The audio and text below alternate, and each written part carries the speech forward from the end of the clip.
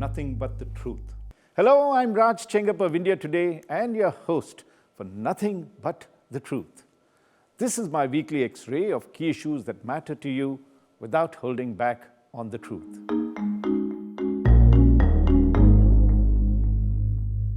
At the end of the year, India Today magazine decided who should be our newsmakers of the year. Who shaped the year?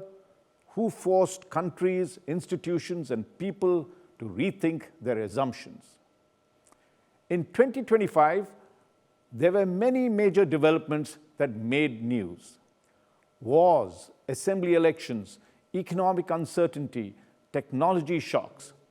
But two men stood taller than the rest, being at times movers and at times shakers.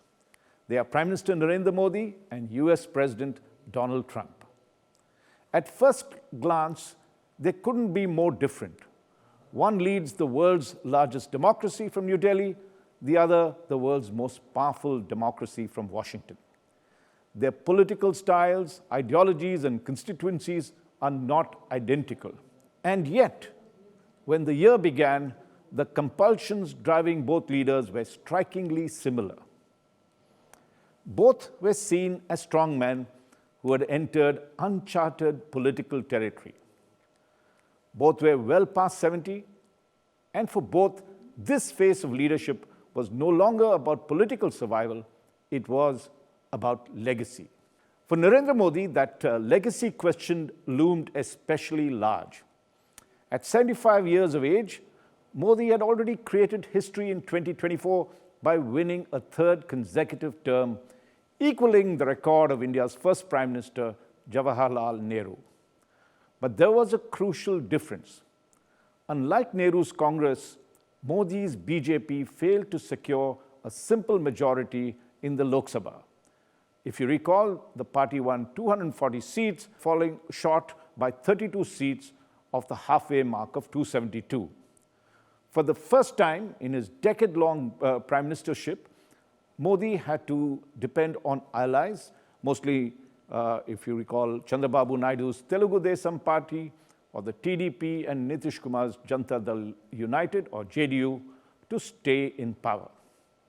Now, all this could have cramped his ability to undertake bold and decisive reform, but Prime Minister Modi did not allow that setback to deter him in 2025, and he embarked on reforms that would put India firmly on the trajectory of what he calls a Viksit Bharat, which we all know is his vision of India joining the exclusive league of developed countries by 2047, which is the 100th year of India's independence. Meanwhile, 79-year-old Donald Trump made a remarkable comeback in the November 2024 presidential elections when he became the first American president in 132 years to win non-consecutive terms. Remember, he lost the previous elections. Rather than get it consecutive, he had to wait 4 years to defeat Joe Biden. Kamala Harris, of course, came in the last minute, but that is when he defeated the Democratic Party and became the US president. Now, his victory was seen as part of the deep demographic and cultural backlash of white Christian nationalists against what they perceived as the rapid establishment of a multiracial, multi-religious America under the 10 years of Democratic presidents. The Trump-led Republican Party won majorities in both the powerful Senate and the House of Representatives, and that gave him enough political ballast to execute his controversial vision of how to make America great again, or MAGA, in his second term. Now, the paths taken by both Prime Minister Modi and President Trump to achieve their respective goals would not just cross each other in 2025, but end up being at cross purposes with each other in more ways than one. Yet when 2025 dawned, it didn't appear that things would go so wrong between the two leaders, with both of them being hard-focused on domestic economic reform. Let's deal with Prime Minister Modi. The BJP's massive victory in the Maharashtra Assembly elections in November 2024 helped restore the confidence within the party and the government after their setback in the Lok Sabha elections.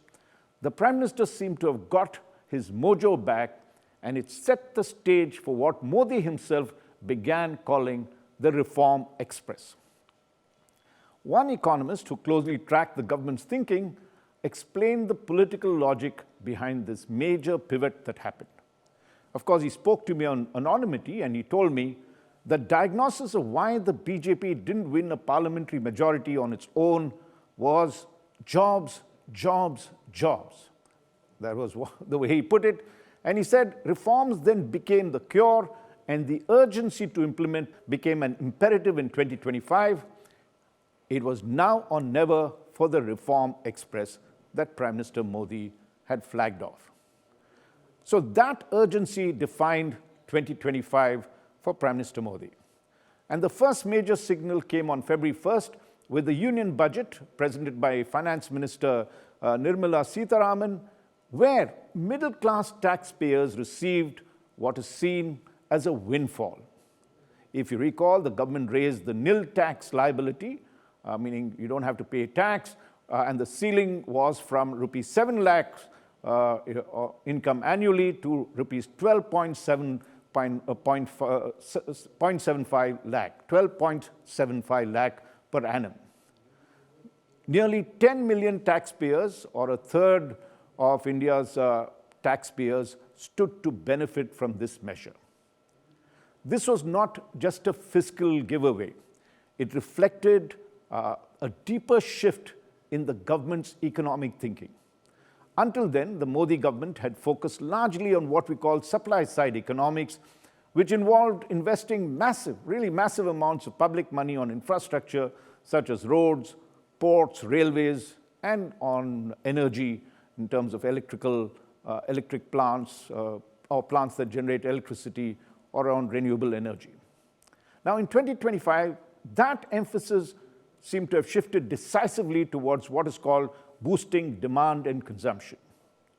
And if you saw by September, the government tackled one of the most persistent economic pain points, the goods and services tax. The long-awaited rationalization of GST finally arrived in September, and the slabs were pruned from 5 to 3, and the process was completely simplified.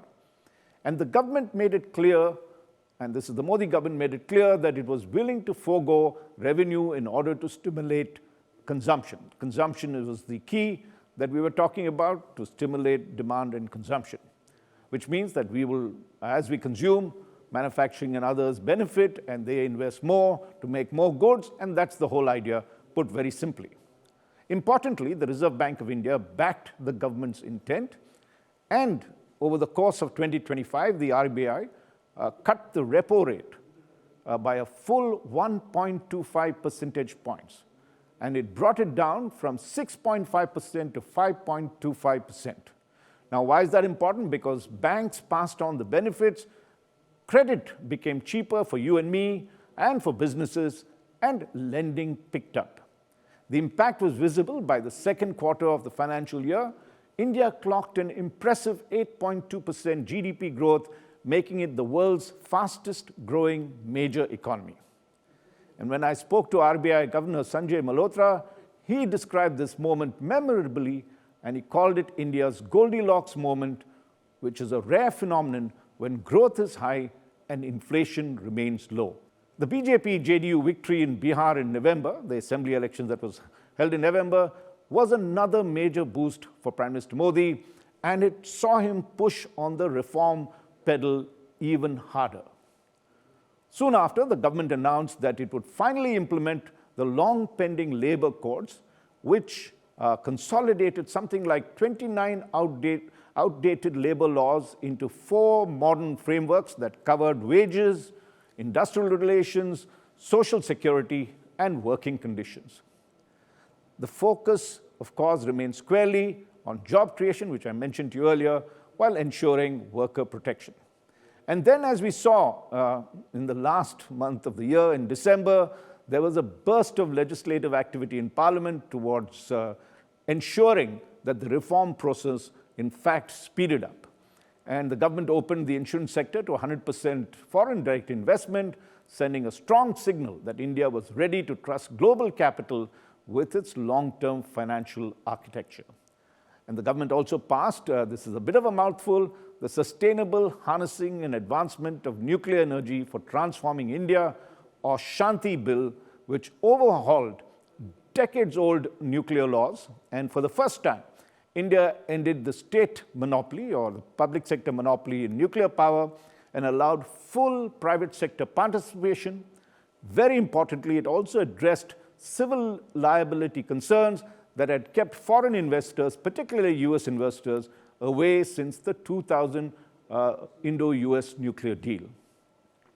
Now, on the welfare front, the government took, as we all know, a politically bold step by branding the Narendra, as we call it, Mahatma Gandhi Narendra National Rural Employment Guarantee Act, and that was renamed as the Viksit Bharat G Ram G, which stood for the Viksit Bharat Guarantee for Rozgar and Ajivika Mission Gramin. Now, the scheme increased guaranteed work days from 100 to 125, but also raised states' contribution from 10% to 40% of the schemes.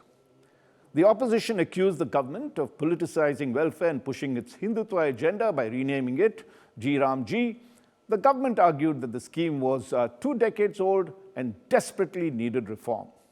To understand what the Prime Minister's strategy was, I spoke to Pramod K. Mishra, who is the Principal Secretary to the Prime Minister, and he told me, and I'm quoting him, overall, these are landmark reforms that need political will and carry risks, but the Prime Minister is prepared to do them because they are necessary for growth.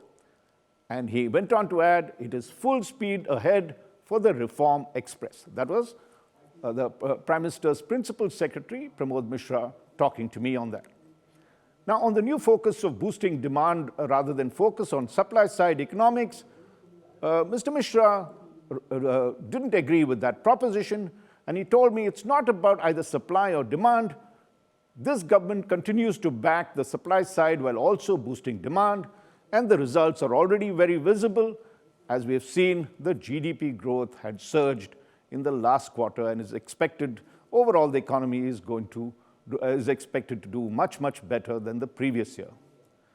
Now, beyond headline reforms, 2025 was also about something less visible but arguably more transformative, and that was removing regulatory friction.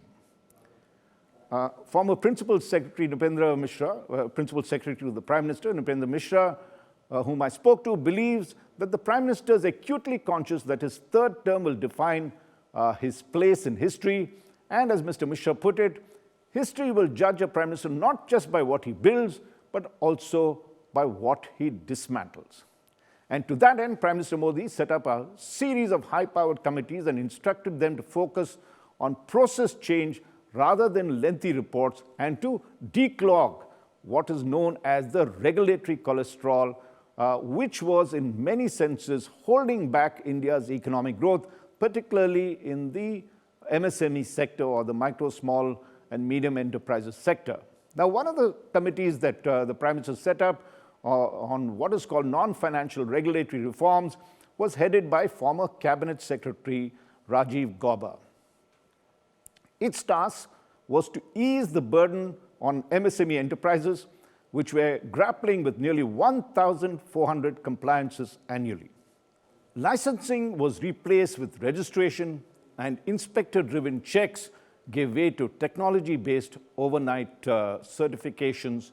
And we saw that what they did was to end what is called the Inspector Raj and made licensing longer lasting to reduce discretion and corruption, as we saw it. Now, I spoke to Rajiv Gauba, who is the former Cabinet Secretary and heads this entire committee that is going into what we mentioned earlier, non-financial regulatory issues. And he told me the Prime Minister's governance philosophy is one of shifting from suspicion-based rules, which he said was the colonial hangover, to what he called trust-based regulation, where you regard the citizen as honest. And he said our goal is to reduce the government-in-your-face approach, which is that the government is overwhelmingly there, standing wherever you go, and that's one of the main pain points because it causes friction, to one where the state should be present where needed as a safety net and absent where not needed, especially in the conduct of daily business operations. So there was a huge amount of unclogging of these various rules, regulations, and licenses that was stymieing India's growth. And that was the big thing that Mr. Modi had tried to dismantle, including addressing one of the key issues, which is the quality control orders, which had expanded to over 1,300 products and was hampering both exports and imports, particularly of the smaller industries. By November, that was cut down to around 750 such QCOs.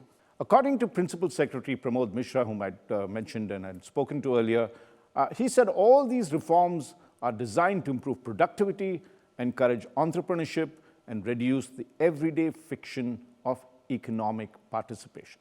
That was the government's whole thrust in 2025, apart from the big reforms, also to dismantle a lot of the regulatory cholesterol that was choking industry and clean up the system so that not only businesses, but you and me could get things done much quicker without having to go through the maze or having to oil the wheels of trying to get things done in the country. But even as all these reforms were taking place, the Prime Minister Modi, had to deal with his biggest foreign policy challenge since he came to power a decade ago, and this was dealing with the seemingly whimsical US President Donald Trump. Ironically, for the first few months of 2025, Indo-US relations appeared stronger than ever before. And now we know that Prime Minister Modi had enjoyed a good rapport with Trump during his first term, Donald Trump's first term, and the only lingering irritant was the trade imbalance of $41 billion, which was in India's favor. And that was something President Trump had emphasized even in his first term, but nothing really worked out between them. Of course, the early signals from Washington, D.C. were positive. External Affairs Minister S. Jaishankar had a front row seat at Trump's oath-taking ceremony on January 20th, when he was sworn in as, for the second time as US President. Modi was among the first leaders that Trump hosted at the White House in February 13th, if I remember. The two leaders signed what is called the US-India Compact Agreement, with Compact standing for the acronym. The government seemed to love this, but Compact stands for Catalyzing Opportunities for Military Partnership, Accelerated Commerce, and Technology with a results-driven agenda. That's what they wanted to do. And the two leaders committed to negotiating a bilateral trade agreement and set an ambitious target, which they called Mission 500, aiming for $500 billion in bilateral trade by 2030. And they hope to negotiate a deal by fall, which is generally August, September. But as we know, that didn't happen, and we'll get into the reasons why. Meanwhile, they also promised to deepen defense cooperation. And President Trump even offered India the F-35 fighter jets, their state-of-the-art aircraft that he said the US could sell India. Now, despite all this bonhomie, experts warn that Donald Trump was really hard-focused on his campaign agenda that involved issues of tariff and trade, imbalances in immigration, and of course, inflation. I spoke to Professor Sumit Ganguly, who's of Stanford University, is a senior fellow at the Hoover Foundation, and he told me, very interestingly, that when it comes to dealing with Trump, he's told his students and others, you can throw out all the grand international relation theories, and he said everything is transactional. It's, and he put it very interestingly, he says, it's a you scratch my back and I will scratch yours approach that President Trump seems to adopt. I also spoke to former National Security Advisor Shiv Shankar Menon, and he told me, the world has accepted that it is now living in a Trumpian world, whether it likes it or not. We are dealing with a fundamentally different United States where protectionism and isolationism are no longer deviations, but the norm. Now, this comes from a top foreign policy expert, Shiv Shankar Menon, explaining the new policies that Trump is following in his second term that has moved even greater to protectionism and isolationism. But of course, as we've seen recently of him, what he has done in Venezuela, and the changing trends that we are seeing in terms of, as compared to the first term, of how aggressive he has been in his quest to achieve what he calls MAGA. Columnist Thomas Friedman warned that Trump had weaponized deep cultural anxieties in America, even suggesting that US could be heading towards a third civil war driven by identity and belonging. If you remember, the first civil war was between the North and the South of America. The second was racial relations.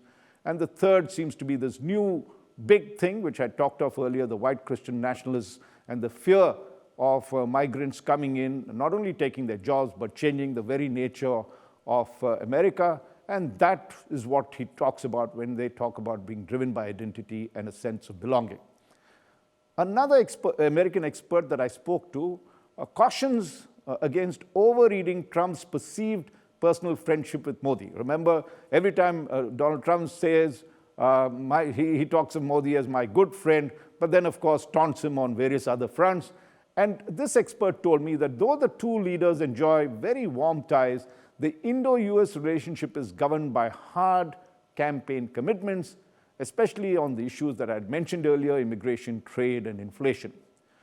The first real rupture between the two countries came in April 2nd, when Trump announced a 25% tariffs on Indian exports. Now remember, we were in the process of negotiating with a deal which the two leaders had signed in February and said, okay, let's work out a deal by fall. But Trump went ahead and imposed a 25% tariff on Indian exports, which was pretty high. Then other issues began to kick in. Immigration, both illegal and legal, were at the heart of Trump's election campaign, and India began to bear that brunt. Trump initiated the process of deporting illegal immigrants, and there are an estimated 400,000 Indians living illegally in the US. And the American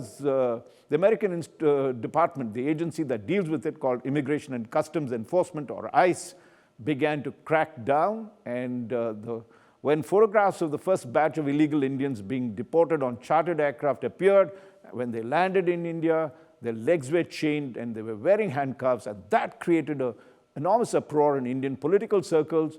And of course, though the ICE or the agency that deals with it agreed that they would not chain the legs of women and children, the fact is that they continued to deport a lot of these illegal immigrants. Last count was around 3,000 or 3,500, one of the highest in recent times in terms of deportation by the US of illegal immigrants to India. Of course, India maintained a diplomatic silence on that. The main rupture between Trump and Modi would occur because of a really unexpected circumstance.